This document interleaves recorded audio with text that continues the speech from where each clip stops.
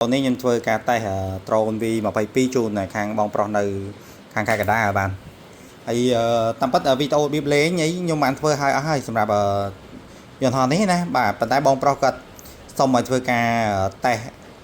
drone នេះឲ្យគាត់មើលម្ដងទៀតបាទ drone មកគាត់ផ្ទាល់ហើយក៏ដូចជាប្រាប់គាត់ត្រួស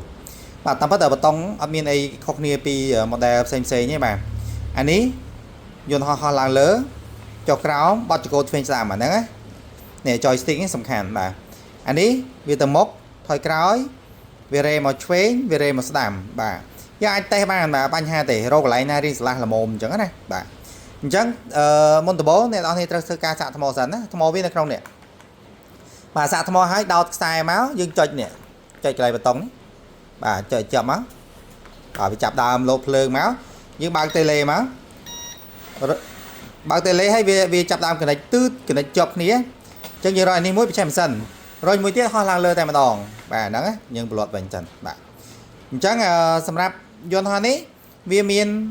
គេហៅ3 in 1មានន័យថាយើងអាចបញ្ជាលើគោកបានអញ្ចឹងយើងចង់បញ្ជាលើគោកយើងចុចនេះចាអូខេស្លាបវាបែរទៅខាងនោះអញ្ចឹងអ្នកនរនេះរុញហ្នឹងទៅមុខអូខេអានេះបត់ឆ្វេងបត់ស្ដាំនេះបត់មកស្ដាំបាទថយក្រោយអត់ដើរណាអ្នកនរនេះបានតែទៅមុខទេអូដើរតែអ្នកនរនេះបាទថយក្រោយបានប៉ុន្តែវាអត់ត្រង់ស្លូដូចឡានបជាទេក្រោយអាចលេងបានណាអញ្ចឹងថយក្រោយអ្នកនរនេះរុញបតង់ចុះក្រោមនេះវាថយក្រោយបាទនេះអូខេអ្នកនរនេះអញ្ចឹងអានេះបតង់បើសិនជាយើងហោះធ្វើដូចយន្តហោះហ្មងយើងចុចនេះឲ្យស្លាបទៅបាំងមកខាងលើអានឹងដូចយន្តហោះអញ្ចឹងបាទអានេះបតង់ឡើងលើអូតូចុះចតអូតូបាទអានេះបតង់ហោះ flip ហោះកឡាប់ហ្នឹងតតែថ្មពេញ 100% អ្នកនរនេះបានយើងអាចលេងបានតែហោះកឡាប់ហ្នឹងក៏ហោះកឡាប់ច្រើនស៊ីធម្មពលថ្មតាមហ្នឹងបាទយើងចុចអានេះមួយមកយើងរុញមកស្ដាំមកវាកឡាប់មកស្ដាំដៃតែហោះកម្ពស់ខ្ទង់ 4-5 ម៉ែត្រចាំហោះកឡាប់ណា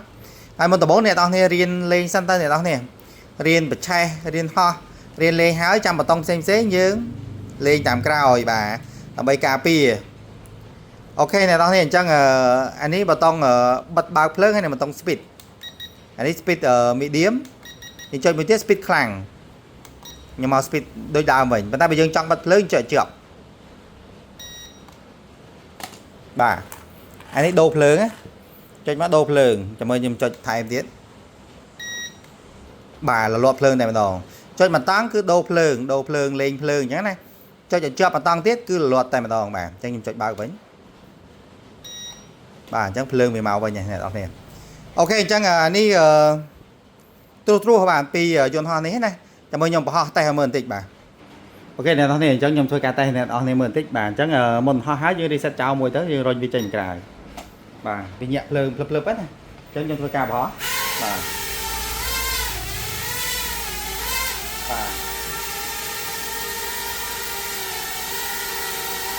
អានេះការហៅរបស់វាហើយភ្លើងខាងក្រោមស្អាតអ្នកនរនេះថតបាញ់មើលភ្លើងក្រោម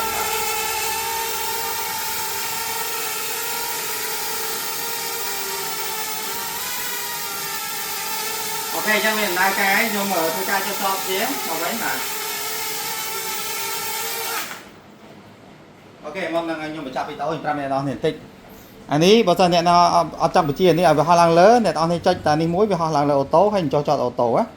ហើយភាគច្រើនបងប្អូនតែងសួរខ្ញុំបតុងនេះភាគច្រើនខ្ញុំអត់ប្រើអានេះគេហៅបតុងតម្រង់ទិសអូតោតែហោះទៅវាហោះទៅមុខខ្លួនវាអញ្ចឹងយើងចុចមកក្រោយមកទិសពីរទិសមកដើម្បីឲ្យវាស្មើវិញអញ្ចឹងណាឬក៏ហោះមកវាហោះមកស្ដាំដៃខ្លួនវាយើងចុចមកទិសពីរទិសមកដើម្បីវាស្មើវិញអាហ្នឹងបតុងតម្រង់ទិសបាទ